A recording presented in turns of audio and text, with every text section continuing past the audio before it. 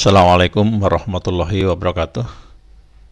Saudara-saudara mahasiswa, kita masih melanjutkan pengembangan KTSP atau penyusunan KTSP. Ini adalah bagian keempat dari kajian kita, karena memang kajian sangat panjang. Pada kesempatan ini, kajian kita tentang komponen KTSP, yaitu kalender pendidikan. Jadi pada kali ini kajian kita khusus tentang penyusunan kalender pendidikan pada kurikulum 2013. Kajian pada kesempatan ini diantaranya nanti tentang konsep dasar, lalu masalah PPDB, permulaan tahun pelajaran, waktu pembelajaran, kegiatan pembelajaran, kegiatan jeda tengah semester, penilaian hasil belajar, penyerahan hasil penilaian, hari libur satuan pendidikan, dan terakhir adalah akhir tahun pelajaran. Itulah kajian kita, nampaknya cukup panjang juga. Yang pertama tentang konsep dasar dari kalender pendidikan. Kalender pendidikan ini adalah pengaturan waktu untuk kegiatan pembelajaran peserta didik selama 1 tahun pelajaran yang mencakup permulaan tahun pelajaran, minggu efektif belajar, waktu pembelajaran efektif, dan hari libur. Permulaan tahun pelajaran adalah waktu dimulainya kegiatan pembelajaran pada awal tahun pelajaran setiap satuan pendidikan. Biasanya hari-hari pertama masuk sekolah adalah serangkaian kegiatan satuan pendidikan pada permulaan tahun berlangsung selama 3 hari, biasanya diisi dengan kegiatan pengenalan lingkungan sekolah. Jadi hari pertama masuk satuan pendidikan, ini ada kegiatan-kegiatan yang biasanya diisi dengan pengenalan program sekolah, pengenalan struktur organisasi sekolah, pengenalan sarana prasarana sekolah, cara belajar efektif, pembentukan pengurus kelas, dan masih banyak lagi yang bisa diisi pada kegiatan awal ini. Lalu yang dimaksud dengan pembelajaran efektif adalah jumlah jam pembelajaran setiap minggu. Yang dimaksud dengan hari libur, ini hari yang ditetapkan tidak ada kegiatan pembelajaran pada satuan pendidikan tersebut, sehingga disebut dengan hari libur.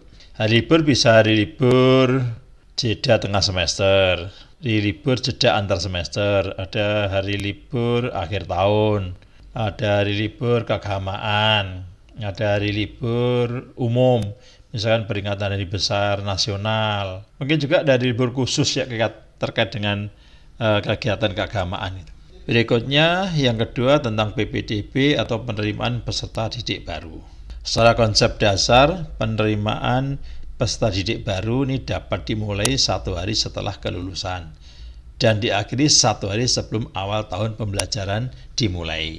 Tentu tetap berpedoman pada regulasi yang berlaku. Jadi biasanya atau selalu Dinas Pendidikan mengeluarkan regulasi ini sebagai pedoman satuan pendidikan untuk melaksanakan PPDB. Di dalam PPDB ini tentu juga direncanakan pengaturan jumlah rombongan belajar, berapa yang akan diterima, lalu juga nanti penyusunan jadwal pelajarannya. Yang masalah teknis tanggal-tanggal ya tentu nanti dinas akan mengeluarkan juknis, tanggal-tanggalnya sudah ada ya.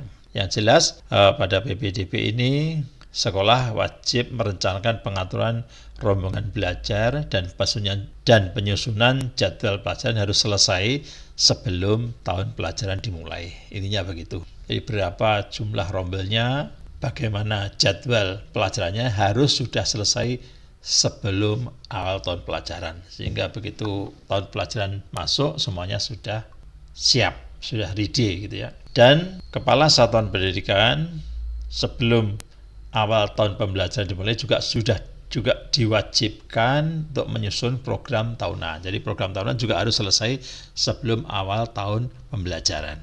Berikutnya tentang permulaan tahun pelajaran. Tadi sudah kita singgung sedikit di atas bahwa permulaan tahun pelajaran biasanya di sekolah ada namanya kita kenal dengan MPLS, jadi masa pengenalan lingkungan sekolah. Tadi sudah kita sampaikan yang dikenalkan di antara program sekolah, mungkin struktur kurikulum, tata tertib, orientasi kepramukaan, penanaman konsep pengenalan diri, dan seterusnya. Ya, ini yang dilakukan. Sekolah biasanya dilakukan 3 hari di awal masuk. Dan juga biasanya dikenalkan tentang cara belajar efektif, pengenalan sistem pembelajaran yang dilakukan di satuan pendidikan tersebut, juga disampaikan juga beberapa kegiatan kesiswaan, kegiatan ekstrakurikuler misalnya. Kadang juga ada yang mengisi dengan PBB ya, dan seterusnya lah, banyak yang bisa dilakukan, tapi biasanya memang ada juknis, ada domlak, pedoman pelaksanaan yang dikeluarkan oleh dinas, sekolah tinggal mengembangkan saja ya. Dan diharapkan di dalam pelaksanaan PLS ini memang ada pelibatan OSIS, khususnya memang di SMP, SMA. Kalau SD mungkin ya sulit lah ya. Kalau di SMA tanpa dibantu OSIS ya sekolah akan kesulitan ya. Biasanya dibantu OSIS ini. Jadi MPLS, masa pengenalan lingkungan sekolah, ini dilakukan selama 3 hari ya, selama 3 hari. Biasanya Senin, Selasa, dan Rabu, biasanya seperti itu. Kewajiban di awal permulaan tahun pembelajaran. Jadi sebelum permulaan tahun pembelajaran, kepala sekolah berkewajiban menyusun dokumen-dokumen yang mencakup 1. RKS, yaitu Rencana Kerja Satuan Pendidikan. Lalu dokumen kalender pendidikan, dokumen perencanaan pembelajaran, dokumen pelaksanaan proses pembelajaran, dokumen pedoman penilaian hasil belajar, dan juga tentang pengawasan proses pembelajaran. Ini sudah harus disiapkan di awal tahun pembelajaran. Ada beberapa pedoman pelaksanaan penyelenggaraan satuan pendidikan, di antaranya memang ini harus dimiliki oleh sekolah. 1, harus punya KTSP. Ini juga harus jadi sebelum tahun pembelajaran dimulai. Sekolah juga harus memiliki struktur organisasi. Jadi ada struktur organisasi sekolah. Tentu dilengkapi struktur organisasi bidang-bidang yang lain. Ada struktur organisasi di OSIS, atau ada struktur organisasi di administrasi atau TU, ada struktur organisasi di lab, dan seterusnya. Terus juga harus punya pembagian tugas pendidik dan tenaga pendidikan. Jadi ada pembagian tugas untuk pendidik dan juga tenaga pendidikan selain pendidik. Juga sudah harus punya peraturan akademik. Yang perlu diketahui, peraturan akademik bukan tata tertib, lebih dari itu ya. Terus berikutnya juga sebagai pedoman penyelenggaraan harus punya tata tertib, baik tertib untuk siswanya, baik tata tertib untuk gurunya, baik tertib untuk tenaga administrasinya. Dan juga harus punya kode etik. Itu beberapa pedoman pelaksanaan penyelenggaraan yang harus dimiliki oleh satuan pendidikan. Itu kewajiban bagi kepala sekolah atau bagi lembaga atau bagi satuan pendidikan. Sedangkan kewajiban bagi guru, bagi pendidik harus menyiapkan 1 program tahunan dan program semester. 2 harus menyiapkan silabus. 3 harus menyiapkan RPP. 4 harus menyiapkan KKM atau KBM ya, kriteria ketuntasan minimal atau kriteria belajar minimal. Waktu pembelajaran dalam penyelenggaraan pendidikan, satuan pendidikan atau gampangnya kita sebut sekolah, ini menggunakan sistem semester yang membagi 1 tahun menjadi semester ganjil atau semester gasal dan semester genap. Jadi ada 2 ya. Berikutnya waktu pembelajaran efektif. Waktu pembelajaran efektif untuk SMA 45 menit per jam pelajaran. SMP 40 menit dan SD lebih kurang lagi, kira-kira begitu.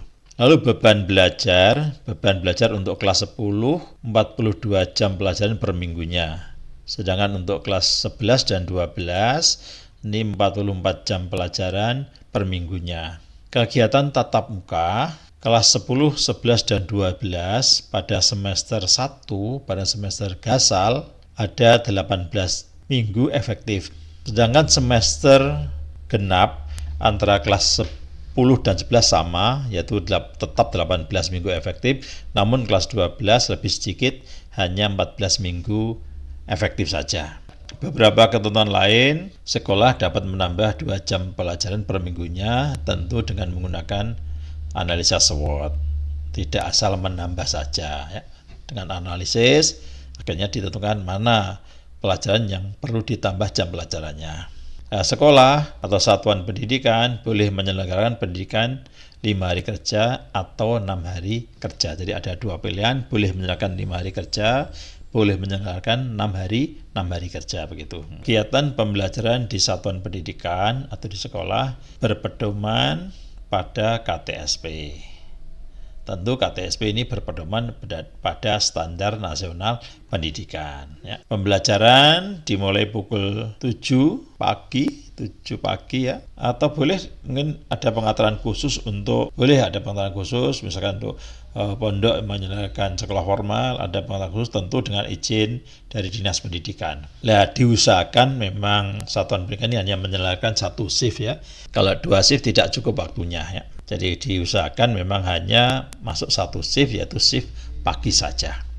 Kalau ada satuan pendidikan yang memang gedungnya ini pagi juga dipakai, sore juga dipakai, mungkin dengan lembaga yang berbeda tapi tetap satu yayasan misalnya, ini harus melapor kepada Dinas Pendidikan, ya, harus melapor. Berikutnya kegiatan jeda tengah semester. Kegiatan jeda tengah semester ini adalah penggalan paruh waktu yang ada pada semester gasal dan juga semester genap. Pada jeda tengah semester, baik semester gasal maupun semester genap, sekolah atau satuan pendidikan dapat melakukan kegiatan misalkan olahraga, misalkan kegiatan kesenian, atau mungkin kreativitas budaya, atau bahkan dipakai wisata, misalkan seperti itu. Waktu setelah ulangan ini ada 4 hari. Satuan pendidikan ini melaksanakan kegiatan jeda tengah semester, yaitu setelah ulangan atau setelah penilaian tengah semester, biasanya selama 4 hari, ya, direncanakan 4 hari, ya. Silakan 4 hari. Ini sudah harus dirancang di awal, ya, begitu, ya. Berikutnya tentang penilaian belajar. Penilaian belajar, ada penilaian hasil belajar, tentu ada penilaian proses, ya, secara teori begitu. Ada penilaian hasil belajar yang dilakukan oleh satuan pendidikan oleh sekolah atau oleh lembaga, ya. Jenis-jenis penilaian yang digunakan, ada penilaian harian, ada penilaian tengah semester, ada penilaian akhir semester, ada ujian sekolah. Kalau dulu ada ujian nasional, sekarang sudah ada, tapi ujian sekolah tetap ada, ya. Lalu tentu di dalam penilaian hasil belajar juga harus perencanaan pembuatan soal, ya. Pembuatan soal ini dilakukan oleh masing-masing pendidik mata pelajaran pada satuan pendidikan. Sekolah atau satuan pendidikan yang belum mampu membuat soal secara valid dan reliabel dapat bergabung dengan satuan pendidikan yang lain melalui kegiatan MGMP, musyawarah guru mata pelajaran, apakah itu di tingkat kecamatan, biasanya untuk SD tingkat kecamatan, kalau untuk SMP SMA di tingkat kabupaten, ya. Terus penyerahan hasil penilaian. Jadi penyerahan hasil penilaian kita bagi 3, ada penyerahan nilai semester gasal, penyerahan nilai semester genap, dan penyerahan ijazah. Tentu ini juga sudah dirancang di awal tahun di dalam kalender pendidikan. Berikutnya hari libur satuan pendidikan atau hari libur sekolah. Tadi sudah dijelaskan di atas, namanya hari libur, hari di mana tidak ada proses pembelajaran. Hari libur ada hari libur semester, ada hari libur Ramadan dan sekitar hari raya, ada hari libur umum, ada hari libur khusus. Hari libur khusus ini diadakan sehubungan dengan peringatan keagamaan atau saat ada bencana alam. Ini libur khusus di luar ketentuan libur umum yang ditetapkan oleh dinas, ya, karena kondisi post major, ya, kondisi yang darurat begitu. Ini contoh libur umum. Ini kita kutipkan kalender pendidikan tahun 2018, ya. Jadi ada libur umum misalkan tanggal 17 Agustus, hari kemerdekaan Republik Indonesia. Ada hari libur hari raya Idul Adha. Ada lagi tahun baru Hijriah. ada hari libur Maulid Nabi Muhammad SAW, ada hari libur hari Natal. Terus perencanaan hari libur berikutnya, misalkan ada hari tahun semester 2-nya, semester genapnya, hari libur tanggal 1 Januari tahun Masehi. Lalu ada 5 Januari tahun baru Imlek dan seterusnya ya, dan seterusnya. Ini semua sudah dirancang di awal tahun pembelajaran. Lalu akhir tahun pelajaran ini juga harus ditentukan. Akhir tahun pelajaran diakhiri hari apa, tanggal berapa. Di awal sudah ditentukan, sehingga sebelum pembelajaran dimulai pun sebenarnya kita sudah bisa melihat kapan tahun pelajaran ini harus diakhiri. Ini contoh saja ya, ini salah satu contoh kalender pendidikan yang dimiliki oleh Ma'arif. Ini contohnya seperti itu, diberi warna-warni biar gampang melihatnya. Yang jelas di situ kita bisa melihat hari libur, kita bisa melihat hari efektif, kita bisa melihat pekan efektif, kita bisa melihat semester 1 atau semester gasal ada berapa hari yang efektif, semester 2-nya ada berapa hari efektif, dan seterusnya. Silakan dibaca keterangan kecil-kecil yang ada di bawahnya.